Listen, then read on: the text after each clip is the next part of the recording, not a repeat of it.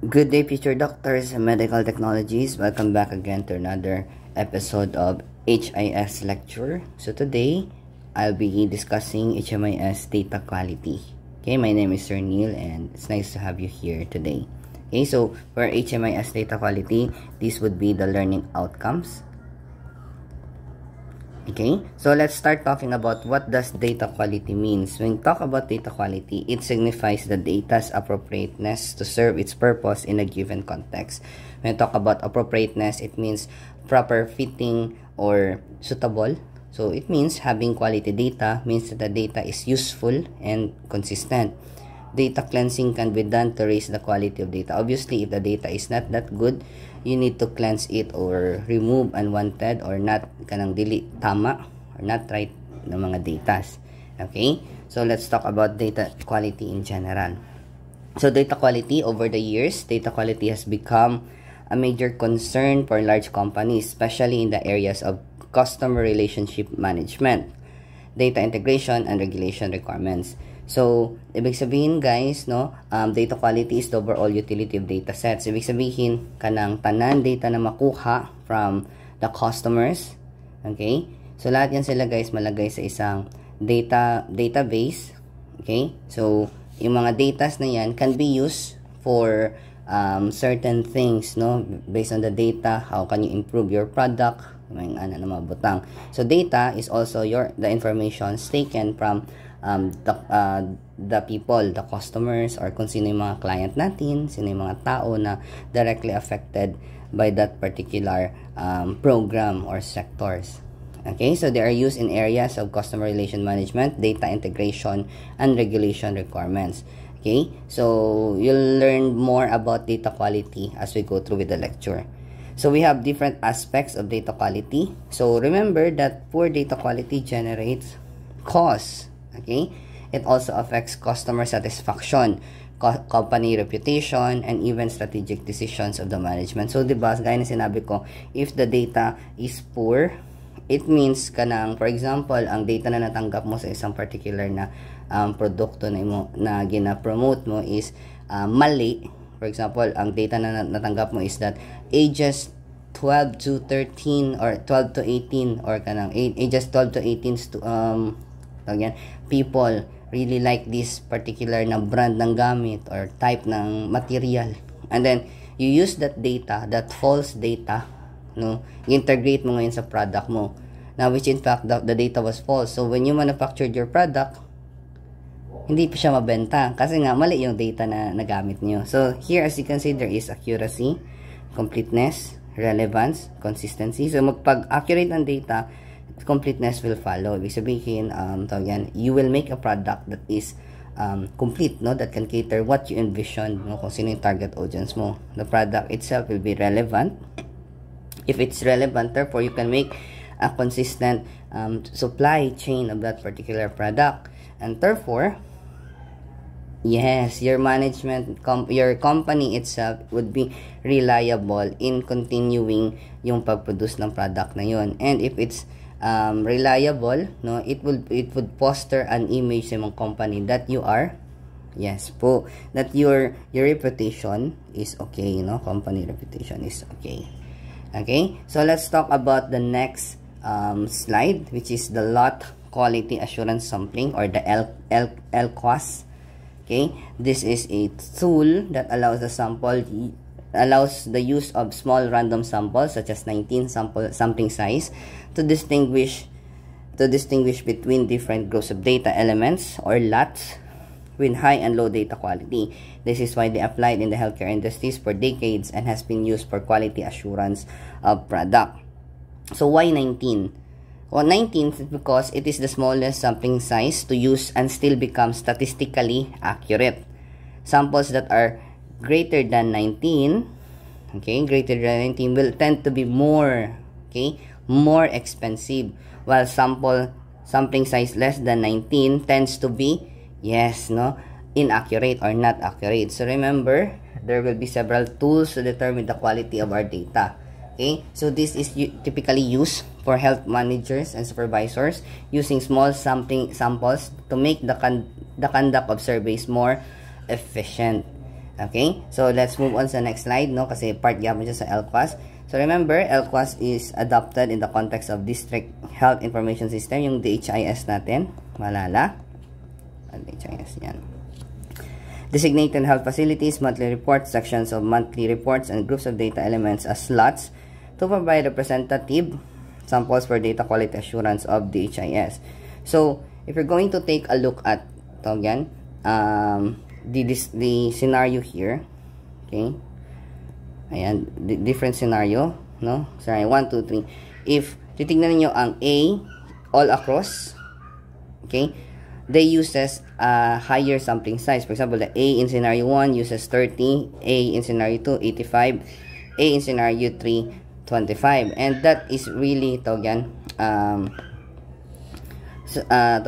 that is how there is really a big difference in their sampling sizes. Therefore, the accuracy, no, gaya sinabi natin kanina sa previous slide, no, pag greater than 19, more expensive, no, pero dili sinabi na dili siya accurate. So, kung titingnan niyo silang lahat, malalaki lahat ang kanilang sampling size, no, because they don't want to go less than 19 because that is already inaccurate. So, bahala na expensive, basta at least ano siya, accurate siya. Okay, so titingnan niyo yung difference nila, guys, no, halos malalaki lahat. Pero ang next na tanong, which of the following scenario sa tingin niyo ang mas nakatipid? Yes, and that would be scenario number 3. Why? Because their data are expensive, quite expensive, but still sampling size is 25, no, which is greater than 19, and way lower than 85 makes a lot makes sense, no, kasi mas cheaper siya. Okay, nagets niyo kasi ang 19 to 85 masyado nang malayo, so ibig sabihin expensive na yung nagastos nila. However, if 25 lang data mo, oo, nag-expensive gyapon siya, but still, yes, you do not compromise the accuracy. Okay, so I hope klaro po siya. So there will be steps in applying the LQAS, so I'll be explaining it to you. So first is to define the service to be assessed, identify the unit of interest, define the higher and lower threshold. So let's have a problem here. So the problem here is, let's say you want to assess the quality of laboratory section reports coming from San Pedro Hospital in 2018 based on how many sections are providing these reports in a timely manner. So the formula for this would be formula for the report timeliness rate would be number of on-time reports divided by the total number of reports for that section times 100. So, ito yung mga hanapin natin, guys, ha? Ayan.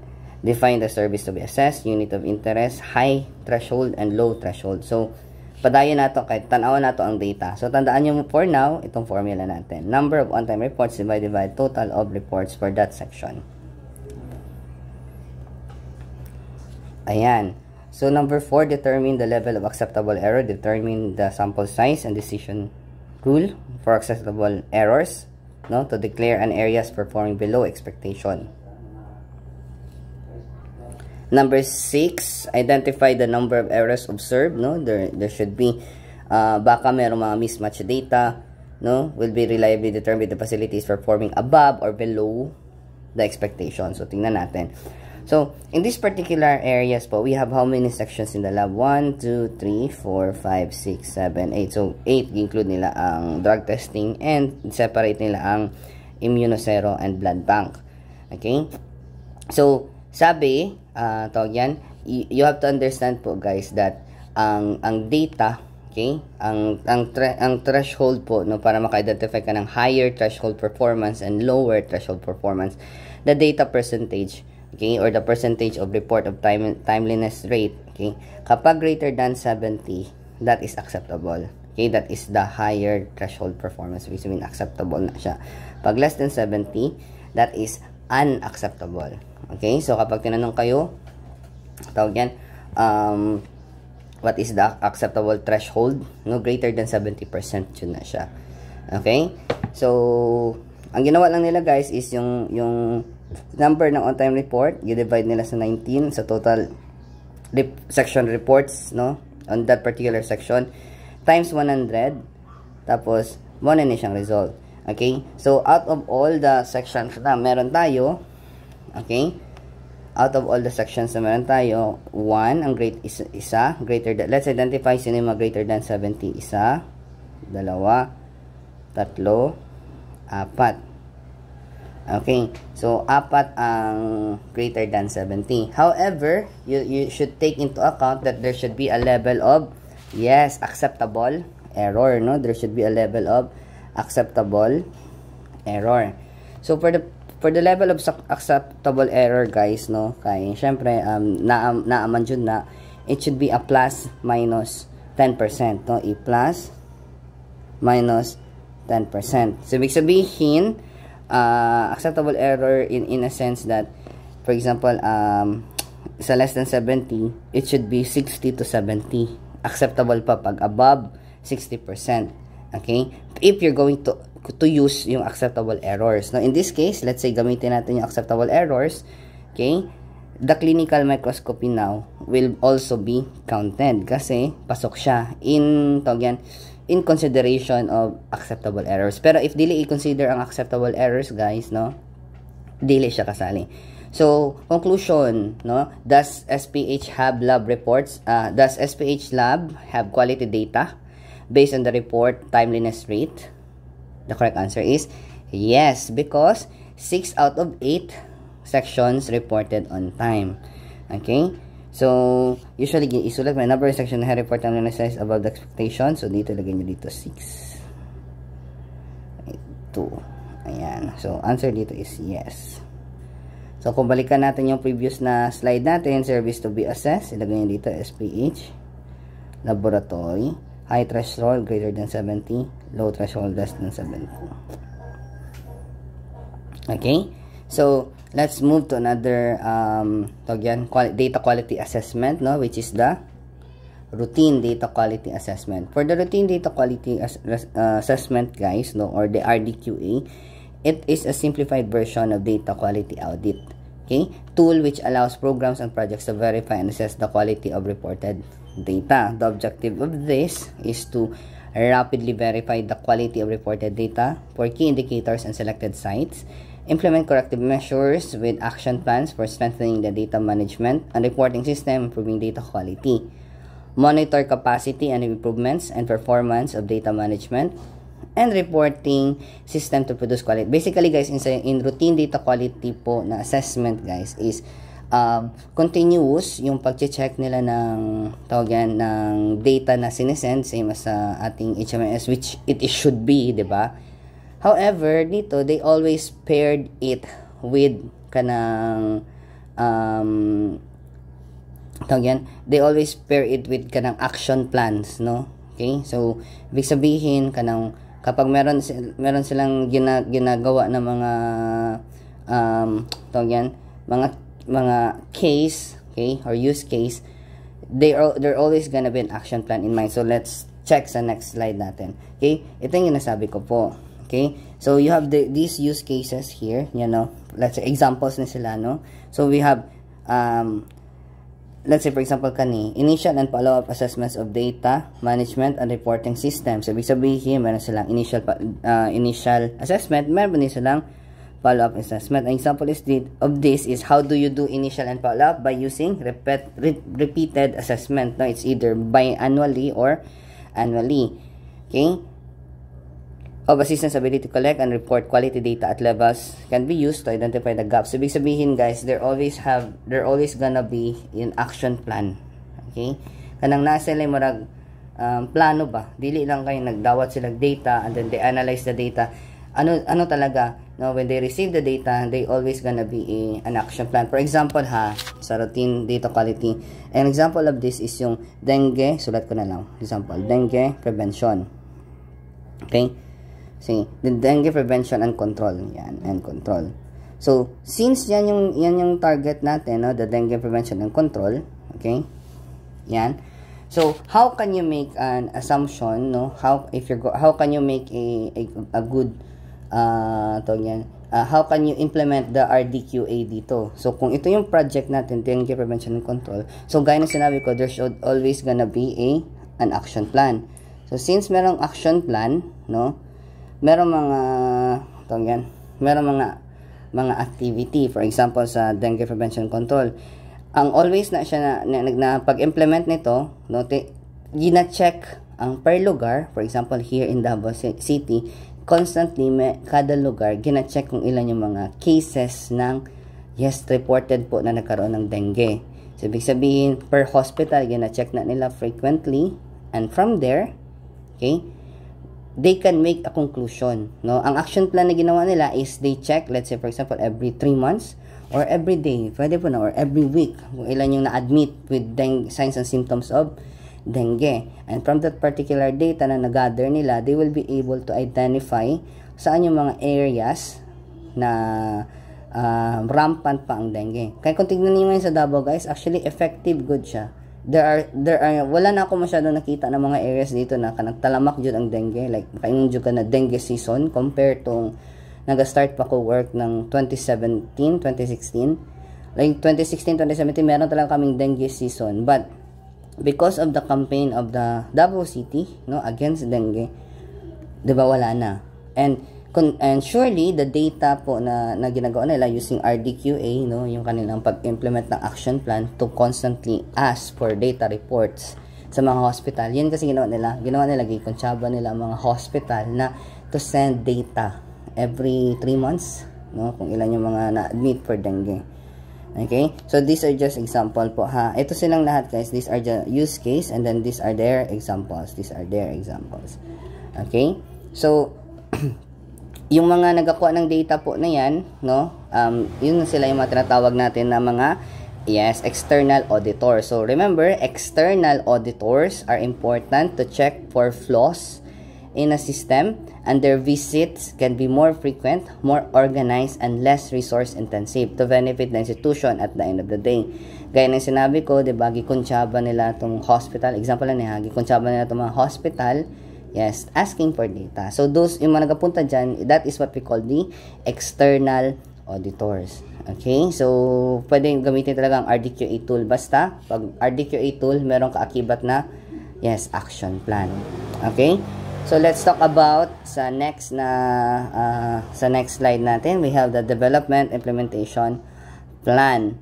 Okay, this is a project management tool that illustrates how a project is expected to progress at a high level. Important in ensuring the efficient flow of communication between these involved in the project. Minimize issues that would delay the delivery of the subject. Okay, so when you say, for example, okay, so ibig sabihin, let's say, you want to ensure the quality of your outreach, kanang daghan ka matabangan, no, like sa outreach program, you need to have all of these things. Okay, you need to identify and have all of these things.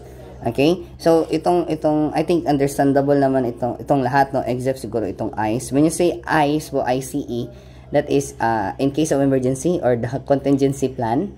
Okay, so ito sila lahat, guys, no. These are kanang mga itatap na nimo or ikaw mismo maglagay kung sino-sino yan sila or mag-identify.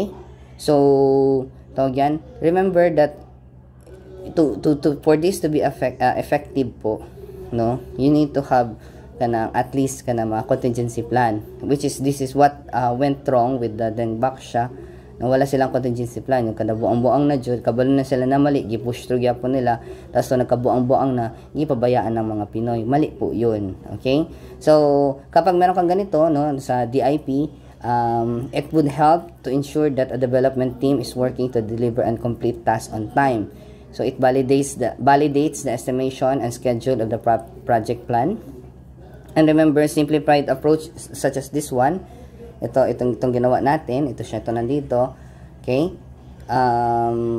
is a very good way po na to put the plan into motion. Okay, so usahay mas simple is much better. Okay, so remember that the IP can be developed through the following key steps. Okay, so you have itong mga questions natin dito na side, ito mga meaning nila. So define the goals and objective, you schedule your milestone, you allocate your resources, you designate a team, no, team member responsibilities, and define the metrics to be used. Okay, So, for the goals and objectives, you ask what do you want to accomplish para asa dining ato ang implementation plan. Okay? So, outline the deadline and timeliness in the implementation phase. Ibig sabihin, during this time, you will make a plan kung kano sa siya mahuman, kano sa siya matapos, when ka mag-start, ano na yung mga ano nimo, kanang marag, at dapat ganitong month, ito na yung ma-achieve natin, ganitong month, ito na yung mag-set ka ng milestones nimo. You need to also allocate your resources. Syempre, obviously, dapat mag-allocate yung resources. Why? Because you will be having a team So, ibig sabihin kapag meron kang designated na team, you should take into consideration po if unsa ba babayaran ba nimo sila, kanang volunteer ba dapat nakukunin ninyo, may nga na butang.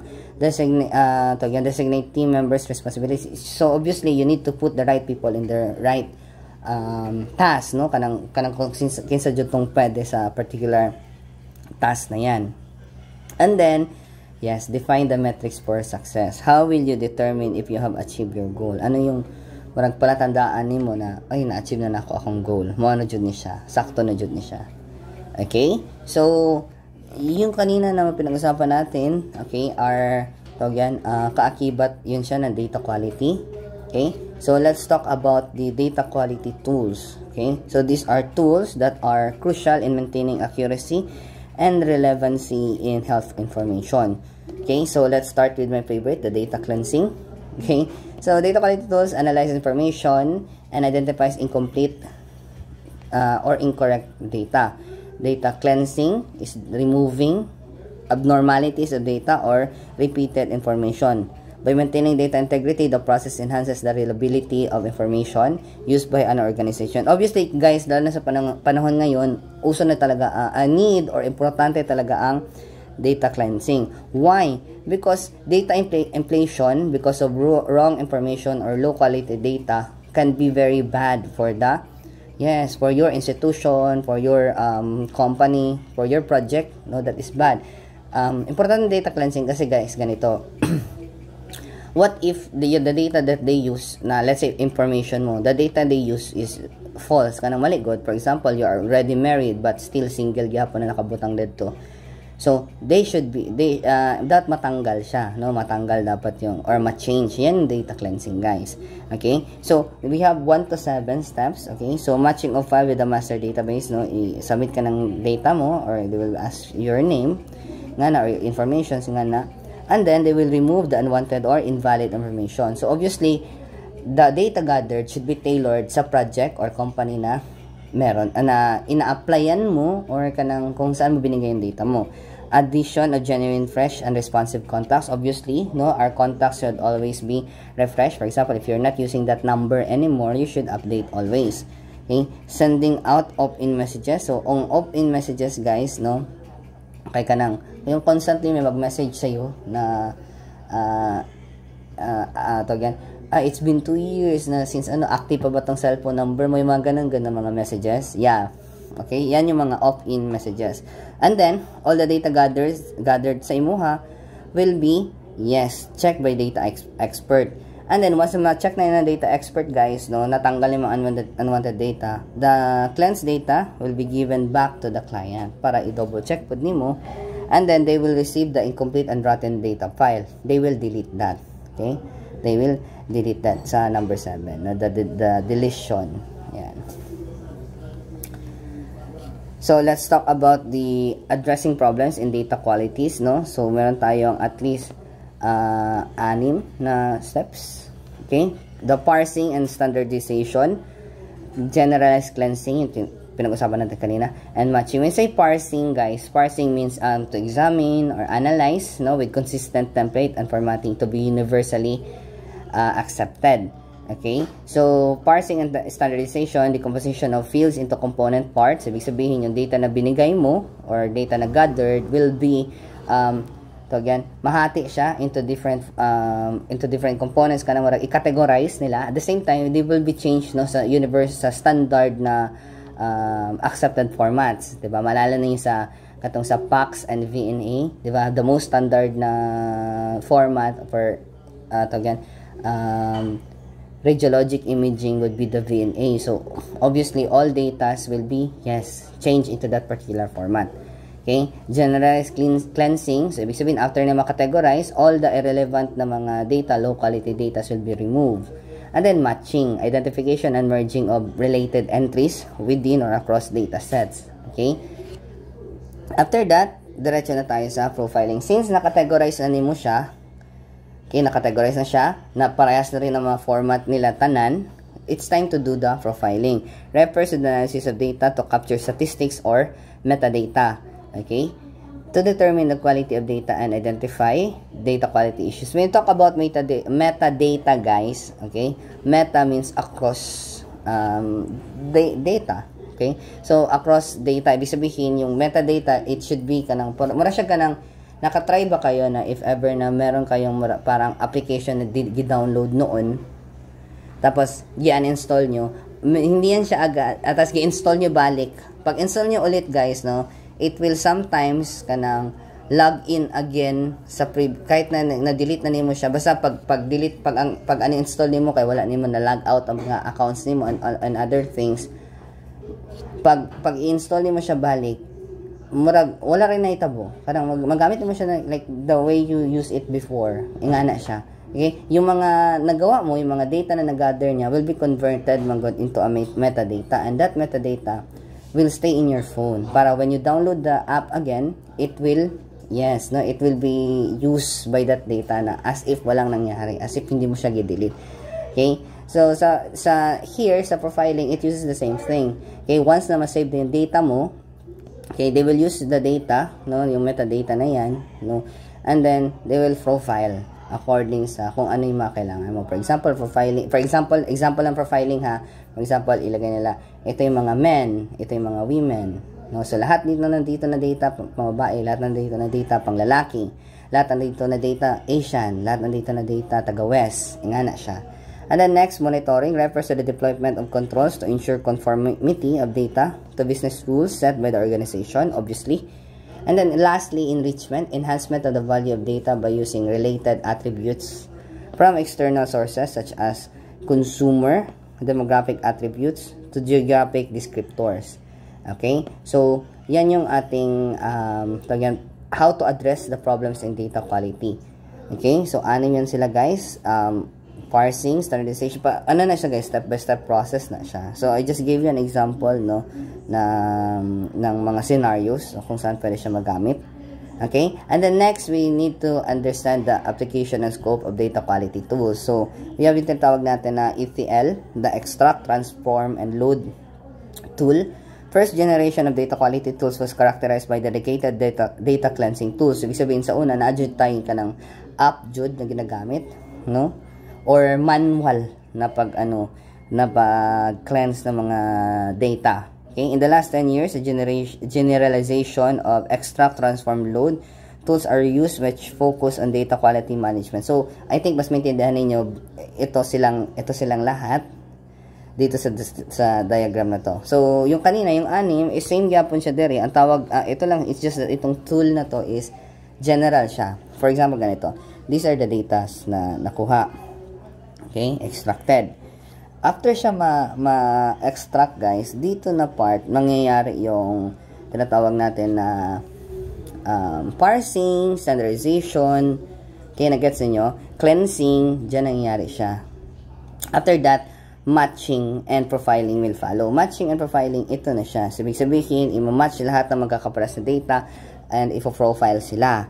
Okay? After that, kapag meron ka ng data, no, na mag-gather, okay, it will be transformed into a usable format na kung saan pwede ka makahimo o graph nimo, ingana na butang. Okay? So, mas easier siya, I understand, compare sa ito yung binigay sa iyo na data, mas easier ito intindihin kasi maka-graph na ka eh.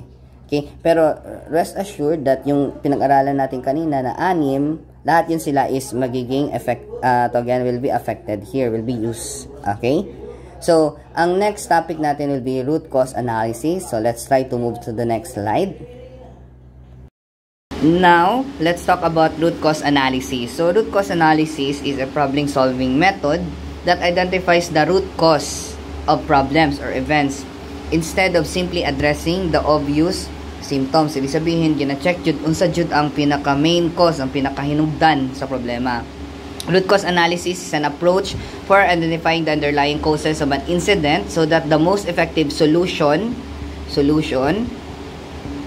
can be identified and implemented. The aim is to improve the quality of products and services by using systematic ways to address problems in order to be effective. Of course naman, you want that imuhang pag-deal sa problem to be in a systematized manner kasi nga it would be easier to deal with problems and shortcomings if ever na you can really identify unsang pinaka-root cause nila. Okay? So, we have different techniques in root cause analysis. So, the techniques in root cause analysis are among the core building blocks in continuous improvement efforts of an organization. However, remember that these techniques, when used alone, will not produce any valuable result. Ibig sabihin, dili siya pwede gamitin na stand-alone, guys. No? As much as possible, we would highly suggest to use at least 2 to 3 na root cause analysis techniques in order to identify a certain problem. Nagets ninyo? So, dili pwede, guys, na out of 7, we have 7 techniques po, no, sa root cause analysis. So, out of 7, you need to at least have 2 to 3 techniques po na gamitin to solve your problem. So, according kay Bowen, noong 2011, sabi niya, to address the root cause of a problem, one must identify the problem. Obviously, no, how can you address a root cause ng problem kung walang problema? You need to identify the problem and ask why 5 times to determine the proper strategies to address its root cause. Ibig sabihin daw, sabi ni Bowen, kung may problema kang napansin, you need to ask 5 times. For example, ganito. Ang problem is there is a low passing rate sa board exam. So, you need to ask the appropriate people, why? Bakit low lang yung passing rate sa board exam? Mga tanong sila, then they will answer na wala mong good may naka-study og tarong. Why? Another why na po. At least 5 times ka na mag-ask og why. And then, after 5 times na mag-ask ng why, sooner or later, you'll get a parang chain of answers that will lead you to identify the main root cause. Okay, but this is only according to Bowen, no, not necessarily a technique jud, but suggestion ra niya. Okay, so let's start with the first technique, the failure mode and effect analysis, or the FMEA. So the failure mode and effects analysis aims to find the various modes of failure within a system and addresses the following questions. So these are the questions that needs to be addressed if you're going to use the FMEA as your technique. So usually, remember, FMEA is used when there is a new product or process, no? If there are changes or updates in a product, and when a problem is reported through customer feedback. So these are the ways or methods or mga areas na kung saan you can use or you will have to use the FMEA. Okay, so this is a diagram of FMEA in action. So actually, guys, no, ideally dapat blanco pa to because kayo man mag-identify niyan. So ibig sabihin, failure mode and effects is when you will identify the cause and effect. So let's, for example, the failure mode or the defects that you observe is there is a low passing rate of students in engineering college that fails to meet the expectation. So ibig sabihin, what would be the effect nito sa students ay sa mga tao? So, ito yung na-observe nila na effect, impacts on the students and parents due to the low passing rate, obviously. And what could have been the probable cause? Sabi dito, very vague, no? Factors that contribute to the low passing rate. So, ibig sabihin, generalize ang kanyang approach sa cause. But, if it were me, if mag-partner ka with other techniques, no, pwede pa nimo ni siya ma-further broken down. For example, for the effect, you can also add, instead of students and parents lang mapektuhan, you can also add that the school, no, will also be affected. The school na kung saan sila graduate will be affected, as well as the course, no, of that particular school will also be affected. Okay? For the cause and factors naman, no, factors man good, ibig sabihin very generalized, no, very general. So you need to be specific. It can be a student factor, a teacher factor, and so on and so forth. It depends kung how will you analyze it more. That's why needed talaga na meron ka akibat na other techniques, no, na gagamitin mo in root cause analysis. So let's proceed to the next technique, which is the Pareto analysis. So for the Pareto analysis, remember, it uses the Pareto principle. The technique is called Pareto analysis, but ang kanyang ginagamit na rule or principle is the Pareto principle. Pareto principle is the 80 to 20 rule, no? It is the law of the vital few, or the principle of factors sparsity. It states that for many events, roughly 80% of the effects come from 20% of the cause. So if you have identified 5 root causes of the problem, 20% of the 5 root cause can contribute to a staggering 80% of the outcome, effect, or impacts of the problem. So sabi dito is that, let's say for example, meron kang 5 or 10 na lang para mas madali maintindihan. 1, 2, 3, 4, 5. 10 na na-identify na problem. Okay? Na root cause of the problem. Sa 10 na yun, guys, a mere 20% of the entire cause can also lead to 80% ng effect. Nagets ninyo? So, it does not necessarily mean na dapat lahat sila para magkaroon ng 80%. No. It's just that, sa Pareto analysis, 20% alone, which is dito, dalawang root cause, no? Kasi 20% of 10 is 2.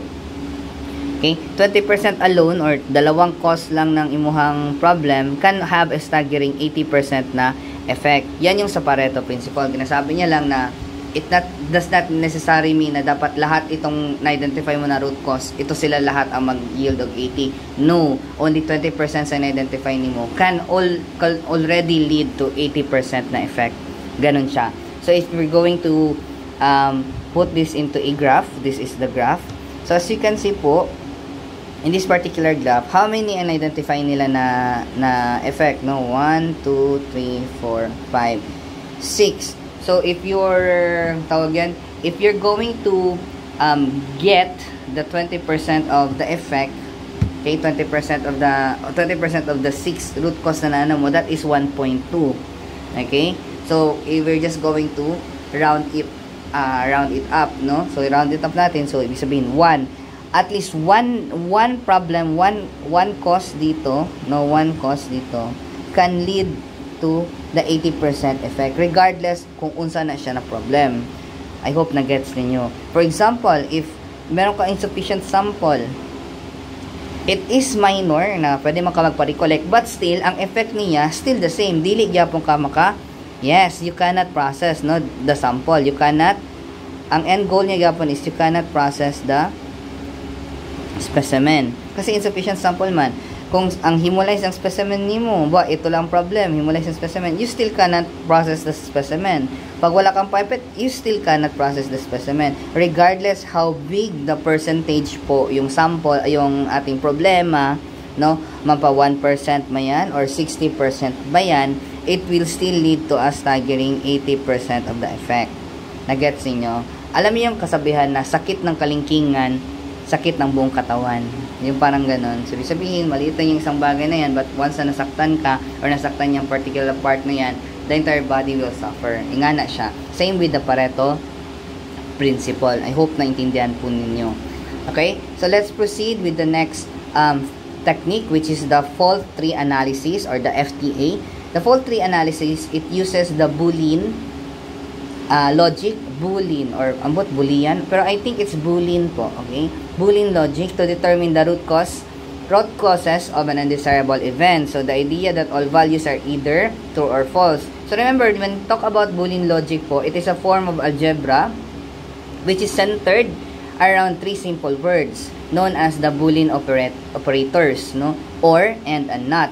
At the heart of Boolean logic is the idea that all values are either true or false, no? In computer science, the Boolean data is a type of data that has 1 or 2 possible values. Ibig sabihin, this time around, no, you are strategizing whether making is a tree, no, na kung saan you are considering 2 possible na reason, no? From that 2 possible reason bakit nagkaroon ng problema, magba-branch na po na siya, just like a tree. Yan, no? From here, the problem is car will not start, so nagtry siya identify ng 2 possible na cause, okay? And from there, nag-identify na po siya hanggang sa para siya magiging puno, no? Puno, kanang tree, branching. Okay? So, sabi dito, used in risk and safety analysis, no? So, a single undesirable event, just like this one, is listed at the top of the tree, and all potential causes are listed down to form the shape on an upside down tree. Ibig sabihin, this one is mura siya ka ng true or false, yes or no, ingana. So, lahat ng cause, ilalagay mo. After that, try natin siya answeran. So, the car will not stop. Will not start. Okay, yes. Diba? Yes. Okay. Pag napansin mo na control status ng problem, so, punta ka sa control status. Okay. Naka-in park ba? Kung yes, okay, yes. So, in park ang problem. Okay? Natapakan na ba yung brake? Yes. Kung yes, ang answer mo, then dito ka banda. Ingana siya, guys, no? So, ibig sabihin, the car will not stop because your foot is on brake. Or, kung wala nakatapak sa brake yung pa mo, the car will not start because it in a park mode. Okay, same thing with the electrical fault, no? I-identify na ito siya isang sa mga cause. Okay? So, and then, electrical fault, no? Sira ba ang starter? If yes, okay, yes. Broken ba ang mga wires? If yes, then yes. So, same thing. The car will not start because there are broken wires. And then, the car will not start because the starter is faulty. So, remember, in faulty analysis, direct to the point siya, but it is much more on the ideas, guys, na either yes or no, or true or false, nandiyan ang answer sa mga causes na mga questions nimo. So, remember po, it is named after George Woolley, who first defined the algebraic system of logic in the mid-19th century. Si George Woolley. So, let's move on to the next technique, the CRT. Okay? CRT is currently my favorite na technique in root cause analysis because it is used when multiple problems need to be analyzed all at once. Okay? Multiple daga magko-problema, guys. Okay? So, CRT is one of the thinking processes logical tools. As the name tells, it depicts the current reality in a series of dependent logical cause and effect relationships starting from the undesirable effects down to one or few critical root causes. So, ibig sabihin, guys, daghan kag undesirable effects na na-feel karon, but you really need to identify what is the main problem or main root cause jud. Okay? So, problems are listed first, followed by the potential cause for a problem or the undesirable effects. By doing so, a common cause will appear to all the problems. Okay? So, let's try to see. So, for example, in this diagram, you can clearly see that tawag yan, the problem is the car is in the swimming pool. Okay, the problem is in the car is in the swimming pool. So there are lots of undesirable effect that would lead to so again, there will be lots of undesirable effects of having the car in the swimming pool. One desirable effect is the car engine will not start. Pangalawa na undesirable effect is air conditioning is not working, and radio sounds will be distorted. Yan yung mga potential undesirable effects ninyo. So, ano kaya mga main reason or root cause why is the car is in the swimming pool? And that would be, yes, no, it can be that the handbrake stops the car from rolling into the swimming pool.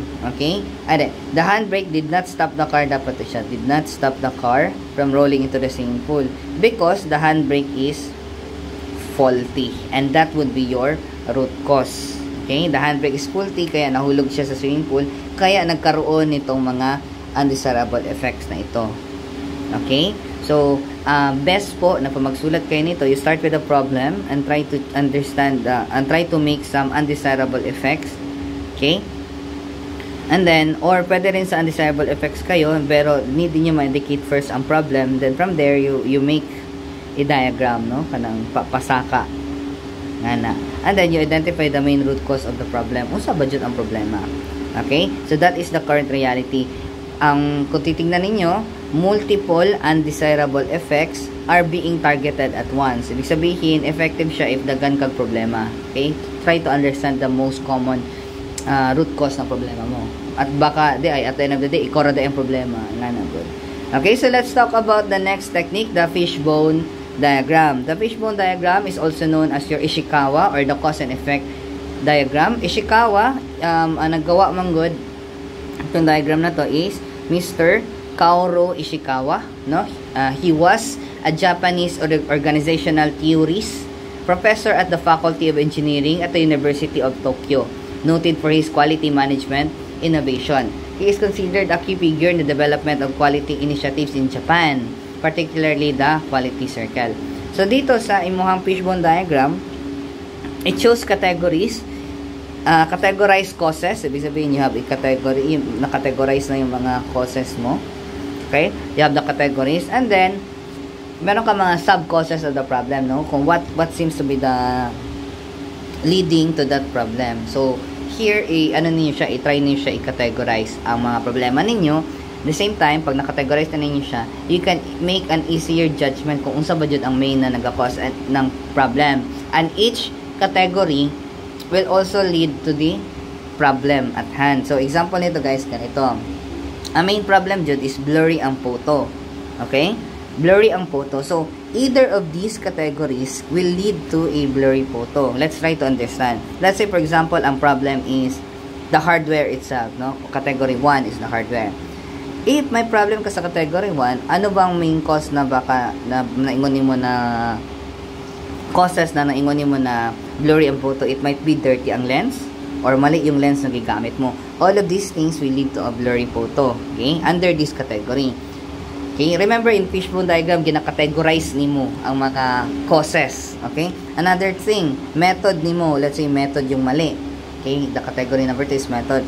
Another, if either of these, either of these causes will lead to a blurry photo. Kung wrong exposure, out of focus, and wrong mode ang gigamit mo, blurry photo gyapon siya. Let's say ikaw yung problema. So kung ikaw ang problema, let's say you are not following instruction, you have shaky hands, obviously blurry photo siya. So ideally po, you tend to use fishbone diagram if kanang hunahuna ka ba, kanang you are capable of categorizing your mga problems, no? If you are able to categorize your problems, kanang mga causes sa imong problema, it would be better to use a fishbone diagram.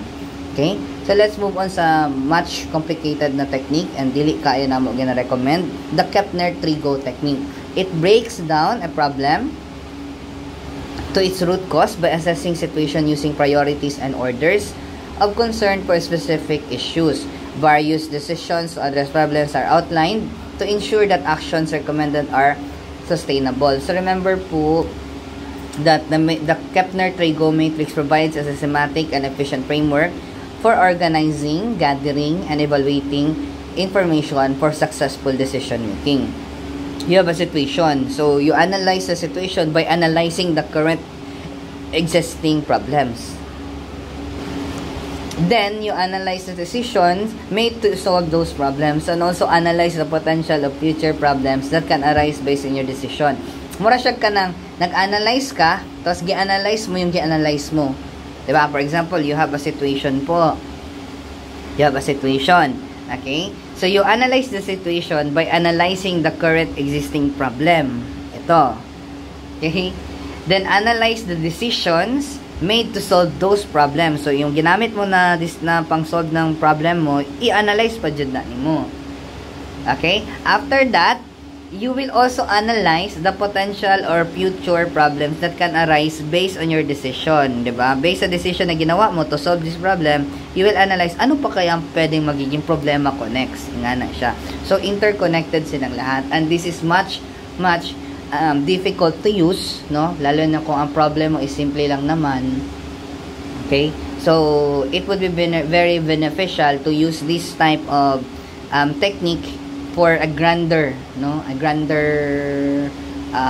kana mas dako nga problema, no? For a much bigger problem. Okay? So another way of writing the Kepner-Trigo technique is through this one. Same naman gagyapon siya. You have the situation here, and then ang una mo gani analyze, yes, the problem. You analyze the problem, and then you also analyze the decision in how you will solve the problem. And then, you should also analyze the potential problems that could arise based from your decision na ginawa. Okay? So, dili kayo siya ginagamit, guys. Kaya complicated, manggod siya. This is a complicated but a very powerful tool used by project managers to solve problems in the organization by understanding and analyzing the problems at a glance. Ibig sabihin ka na much bigger scale na dyan siya. Okay? So, the next technique is the RPR, problem diagnosis, or the rapid problem resolution technique. Okay? It diagnoses the cause of recurrent problems by following 3 phases: discover, investigate, and fix. Very understandable. Sabihin, you can use this po, yung discover, investigate, or fix, or you can use the plan, do, check, act. Actually, most of the students uses plan, do, check, act po kay this technique in solving their problem. However, they tend to make a wrong move because they only use one root cause analysis technique. It would really be better if you're going to use 2. Okay? So here, you are able to resolve the problem rapidly because you plan thoroughly by using the plan, do, check, act problem solving method rather than attacking the problem prematurely. Less time and energy is wasted altogether. When identifying the root cause of the issue and planning for its correction, the crucial information needing to be gathered is the nature of the issue itself, the action needed to be taken in order to correct the problem, who will complete this action, and creation of the completion timeline. So, ibig sabihin guys, no, here, you need to make jud siya kanang tuloy-tuloy na problem, no, kasi rapid problem solution magud siya. Ibig sabihin, you tend to tackle the problem agad-agad, no, kanang may problema ka kanang ginapaghunahunaan mo siya dayon. Okay, so pwede itong discover ang gamitin mo, investigate and fix. Discover, this is where you gather the data, analysis, finding. Investigate, creation of diagnostic plan. Then fixing the problem and monitoring to confirm the root cause was correctly identified. Okay, so those are the 7 techniques. Okay, so let's try to have a recap, no? So 7 techniques. We have the FMEA, this one, followed by your Pareto analysis, followed by your fault tree analysis, followed by your current reality tree, followed by your fishbone diagram, and then the Kepner-Trigo technique, and then lastly the rapid problem resolution. So remember po, sustaining a culture of information is because here po usually you are always going to gather data, diba? You will tend to gather data, and then you will have a culture of information. So basically, information culture affects outcomes of information or the decision making. So these are determined by the following variables. Okay, mission, history, leadership, employee traits, industry, national culture. So remember po, how to sustain your desired culture: you define it, you lead it, you encourage it, you measure it, and you recruit for it. Okay, reinforce how things get done around here to make sure your culture is sustained. Management should be the pulse in sustaining a culture of information and should continuously work on maintaining and improving the quality of data information used in daily operations. So basically po guys, no, within your organization, di ba, na naman ay kanang marag, this is how we do the things around here. Lalo na if it's working, di ba, do not change what is working. Di ba, ganun man talaga. Having a culture of maintaining data integrity and quality within the organization, because this will really affect your decision making.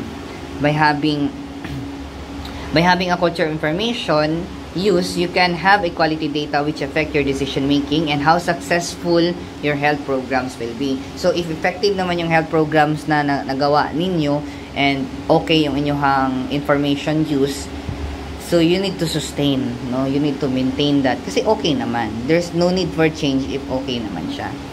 Okay, so I hope you learned a lot of things for our topic this time around. Okay, so this is very lengthy, I know, but you have to really need to study. Okay, so thank you so much for listening, my dear students. My name is Sir Neil, and yeah, bye bye.